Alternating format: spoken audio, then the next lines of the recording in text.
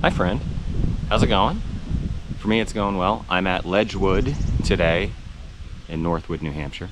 It's a relatively new course. I'm going to play the short positions today. I played 2 times here before, once in shorts, once in longs. The longs utterly destroyed me, so I think shorts will be okay. I'm a little rusty, and today's just going to be a casual round.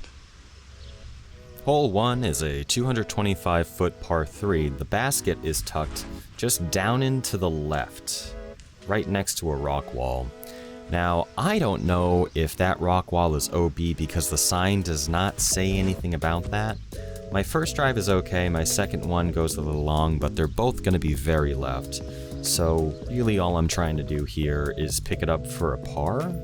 You see me throw off screen there, tap the basket, and now I'm just putting it in for an easy par, and hey, we love an easy par.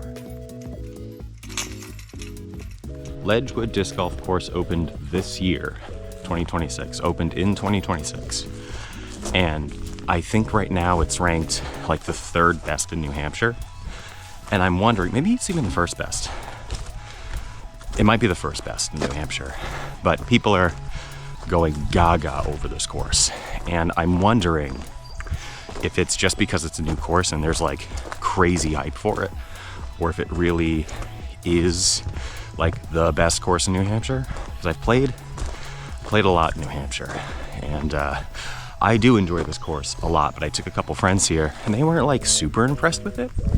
So I'm wondering if I had like new course goggles on. So I might be taking like a hard look at it today. I might report back at the end and kind of share how I feel. We'll give it a little rating out of 5 stars. Hole 2 seems like it'd be a short par 4, but it's very uphill and very left, so all I'm trying to do is get around this tree as far left as I can to give myself a look at a decent upshot, which I managed to pull off. The basket's just tucked up on the hill on the right side behind these trees, and my upshot is fine, but I leave myself in Testerville, and I just missed my putt, but I'm tapping in for an easy 4, which again, hey, we love an easy par. Hole 3's basket is tucked down the hill and to the left. It's very short. I'm throwing an overstable driver here, and I make a mistake. What I should have done is hang it out way right, but I kind of throw it straight, fade super hard left, and I leave myself a very long putt, which is not an easy make for me. But that's okay, because I leave myself a nice, easy par. So far, just playing very average disc golf today, which is not necessarily a bad thing. I want to take a second here just to show the tee signs. They're very minimal in their information. Hole 4, the basket you cannot see. It is bathed in sunlight. The exposure from the tunnel to the open field that's just beyond, it just makes it hard to film. But this tunnel is very technical. If you can make it through it, you're right in the open, and you're here, right at the bottom where the basket is. I push a little long. I'm in C1. I have a chance. I'm not very warmed up yet, and I just want to get a birdie, and I can't. I just can't do it. Average disc golf today. It's all it's happening. Just very, very average, easy par disc golf all day. That's what we're doing today, I guess. And here's my first mistake today. I am not paying attention. Clearly there is a blue flag on this tee. This is the long position. I'm not paying attention to it at all. I just step up and I think, oh, I know what to do here. Just need to get something into this gap. It'll fade. It'll be out there. It'll be near the basket. And as soon as I get off the tee, I see the short tee and say, oh, that's right. That's the short tee. So I'm going to take a putter, try to do the same thing much closer. I slip a little bit on the front of the tee pad, and I pull my shot. I lose some power. I end up pretty short. I'm just past my long tee drive. If I'd thrown a mid-range and planted better, I could have been nearer the basket, but it's okay. I'm just going to lay up essentially for a very easy par. Very average disc golf today. I can't say it enough, I guess. There we go. Tap it in. Nice and easy. We're 5 holes in. And it is so hot that my entire body is covered in sweat already. So I'll be really happy once we get into the trees.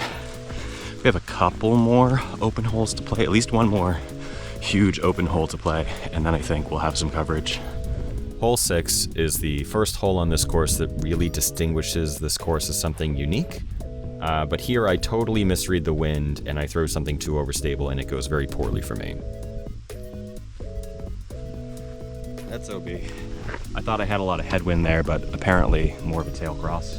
I'm gonna take a funsy just to see if I can correct this whole wind read thing. I throw a scorch, I read it correctly, I get a nice flip up, and it carries quite a distance. I'm very happy with that. This next shot is my throw from OB. That's where I think I went out. I'm throwing a Procyon here. I'm just trying to get close to the basket, and I end up pumping this thing pretty long. I very truthfully don't know how the red basket works, because this is your OB for the fairway, and that theoretically goes right in front of the red basket. Oh, that breeze is nice. So I don't know if it just is open or considered part of the fairway over there. But that was obviously my third shot. I gotta go see if I can find that time lapse that careened out over the walking trail and into the far OB on the left here. I'm going to assume that this, what I'm walking in right now, plays as the fairway for the red basket, and I think I'm just a little long with the Procyon. Found the time lapse. There's actually a lot more open there than I thought. The scorch, which is the drive that I really kind of seem to have figured out the wind on.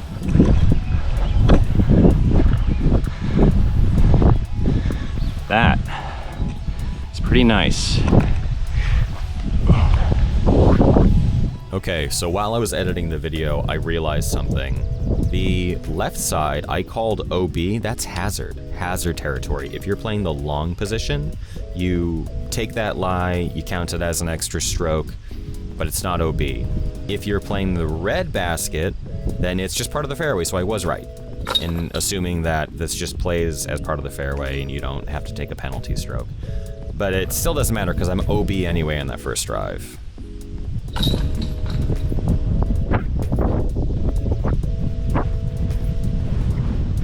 Just want a quick comparison. So that's the red basket over there. That's what I just played. And the blue basket is still way the hell up that way. And it's still a par 4.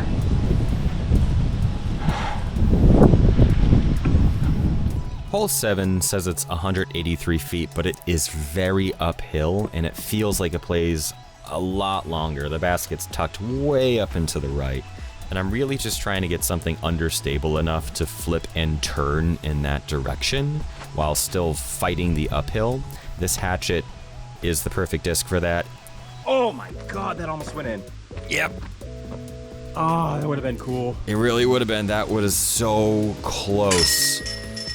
But it is also the first birdie on the scorecard, which brings me back to even, and I'm pretty happy about that. Now that we're in the woods, I do have a word of caution for anyone that plays this course.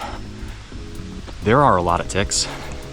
We pulled 20 some odd ticks off a friend of ours who, albeit was wearing like sweatpants essentially, and he didn't put on bug spray, but just be mindful if you're tromping around the actual like deep woods anywhere. There are ticks. Hole 8, another short uphill hole. I really just need to put this kind of flat and up the fairway, which I almost managed to do. It's a little too much hyzer. I think I round and saw it off a bit, so yeah, it's fine, but it's not great. So I'm looking at a pretty long putt for me. I'm just maybe outside C1. But I sink it, and that's another birdie on the scorecard, and that feels really good. And I am gassed up. I'm ready to go. Hole 9, I'm thinking, you know, let's do something crazy. Let's do a flex forehand with an overstable disc. I don't know what happens. That Area 51 is supposed to be super overstable, and it just keeps turning. So I think I just over-torqued it. I take a funsy with a overstable putter, and then it just kind of hits a tree and keeps going. But that first throw isn't bad. I have a clear look for an upshot, and then I take an easy three. Hole 10 is just a pretty easy forehand. Basket's tucked to the right in the short positions. I pump it a little long.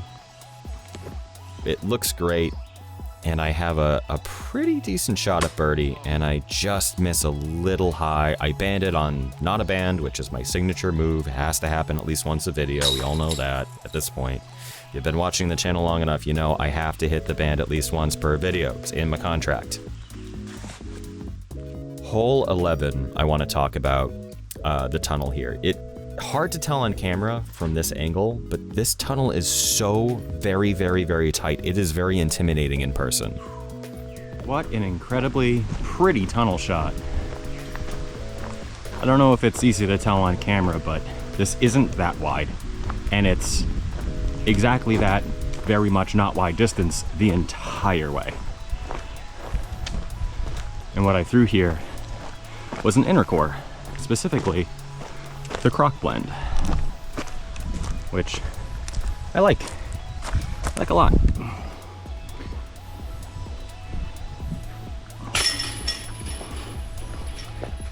Hard to tell here, but there's a big open field just after these trees, and there's a lot of wind.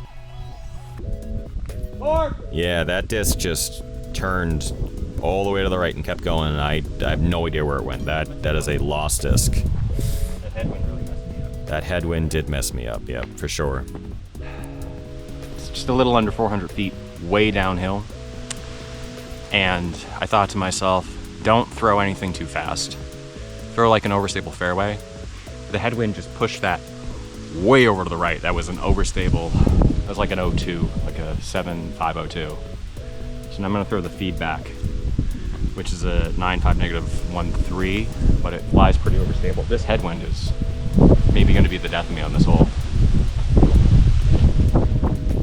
A lot of wind.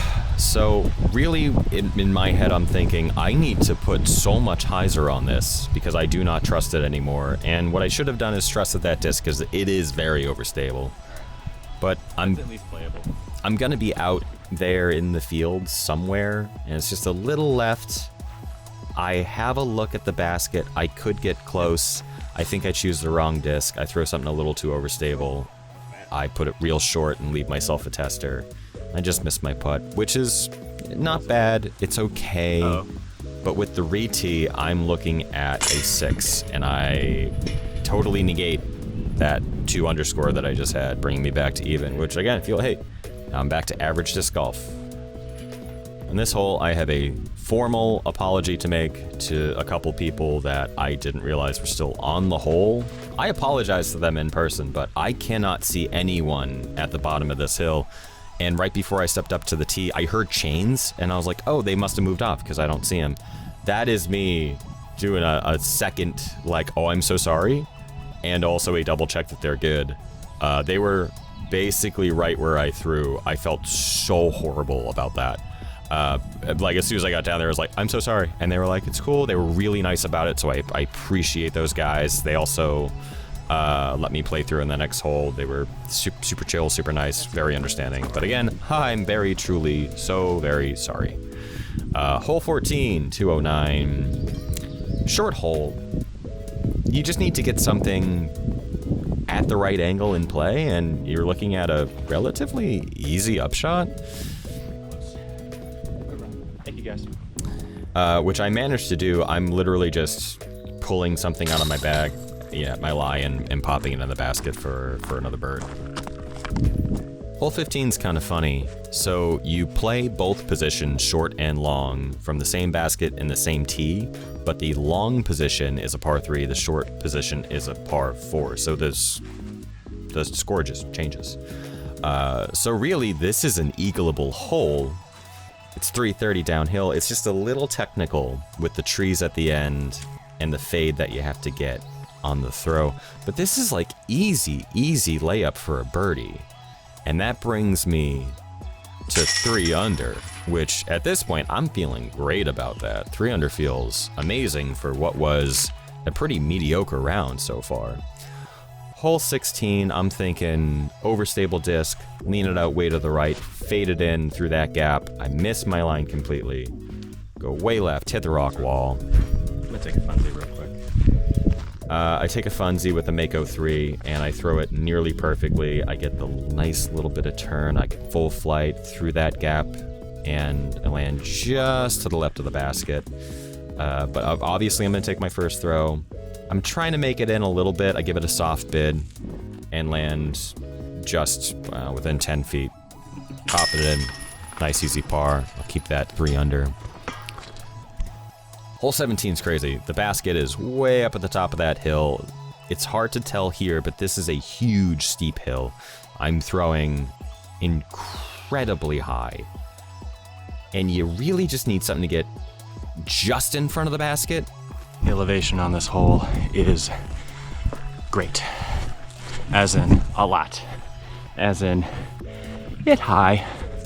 It high. It's steep. Steep hill. Steep hill high. Yeah, this is insane. You don't want to roll away here. I've had a roll away. It doesn't stop. It just goes straight to the bottom, which is why I'm a little nervous on this putt.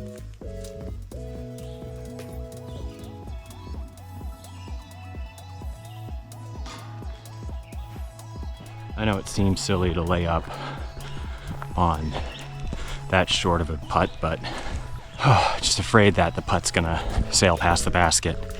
And if it goes like 5 feet beyond it, it's all the way down the hill again. So just don't want to risk it, you know? The last hole is so fun that I'm gonna play it twice. I'm gonna throw a shot from the long. It's an island hole, and it's 343 feet downhill to the island.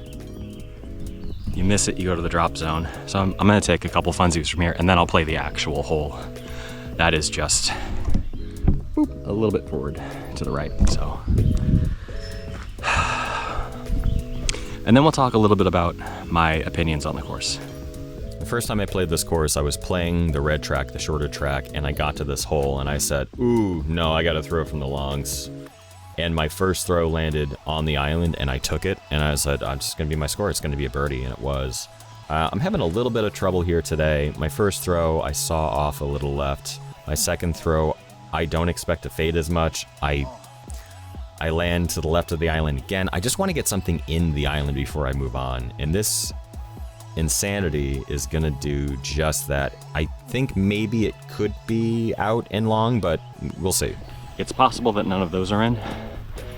The last one I threw might have gone a little OB on the right side and missed the green. But it's just not, it's like too fun not to throw from that tee. Now the short one, which I think I can throw mid-ranges on and be pretty well close to the basket. At 240 feet, a mid-range feels right, even with the drop in elevation, but I think I just get a hold of this Mako 3 a little bit too well, and that just pushes real far. That doesn't make the island. That's gonna be a drop zone. And now I just want something to be in the island before I move on. That's a Challenger OS. It's an overstable 2-speed putter. That's gonna be perfect flight, land just to the left inside the island. That is a, non-stroke penalty shot. Taken from the drop zone, not much I can do. The insanity, my third drive from the long, managed to stay in. I'll count that as a win.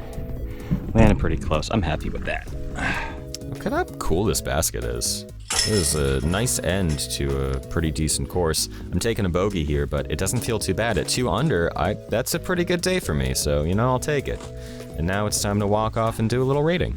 Okay, I'm gonna give my thoughts as we're just walking off the course here. Do I like Ledgewood? Yes, I like it a lot.